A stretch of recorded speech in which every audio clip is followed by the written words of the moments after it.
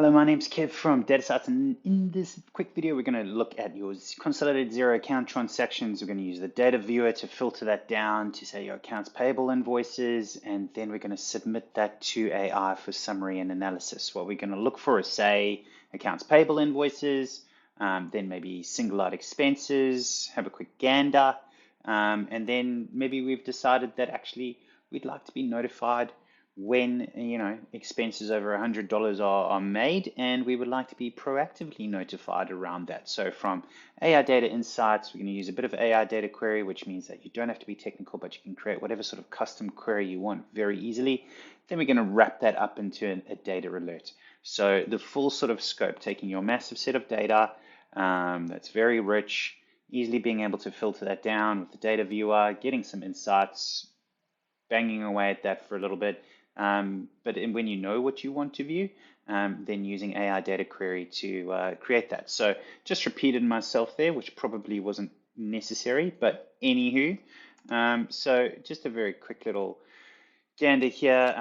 We've got 4 Xero demo companies, not a huge amount of data, but if you do have a huge amount of data, a few million records, then it behaves very nicely as well. So as you can see here, we'll be limiting it on accounts payable invoices. We might just, for argument's sake, go and separate this down into, just showing a few different features here. Go and separate that down into a data set.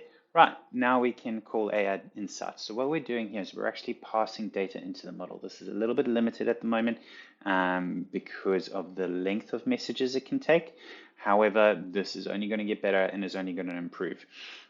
This model is, for ChatGPT Azure version 100% secure, is pretty phenomenal at summarizing and analyzing. And the more context you give it, if we said, this is a Xero US-based company, blah, blah, blah, blah, blah.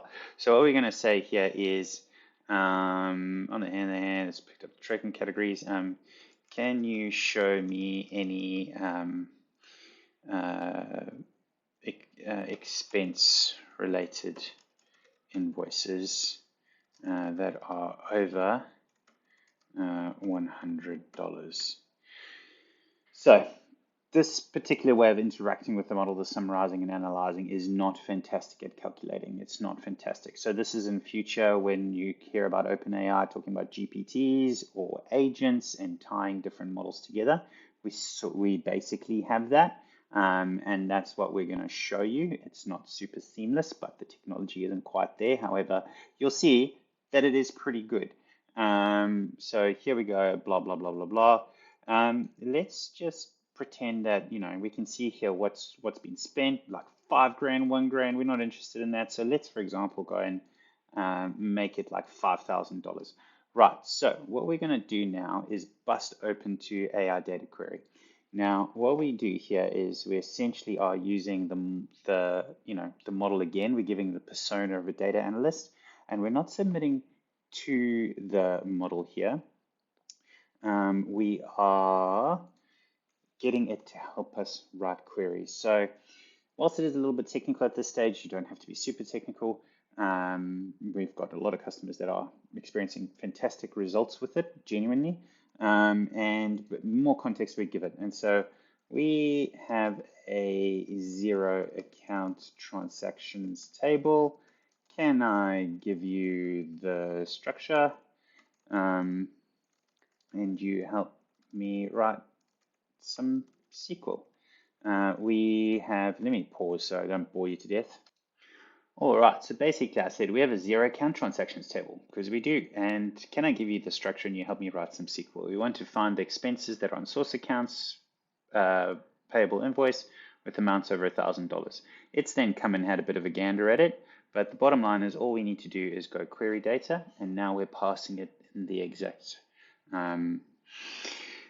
structure of the table. So if you're still with me, you're probably in the 3% of the population that would be sort of excited by this, etc. And that's pretty much a really simple query. You don't have to be a rocket science to see we're selecting everything from that table, where source equals accounts payable, and there. And then we can really interact with it. We can say, only show me the columns And if we look here and we say we want date and account and contacts and description, etc., show me the columns date and account. Just going to pause again.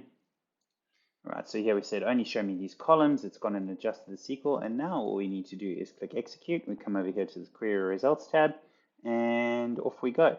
Now we can see that we've got 91 entries. We can have a gander if it's good, if it's bad. You can limit it down on this, say, you know, where description contains the word expense or whatever it may be.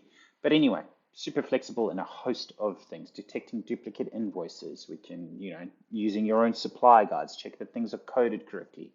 Looking at loan transactions amount balance. Really like with the ability to describe what you want to do, it is very good at helping you write extremely complex SQL.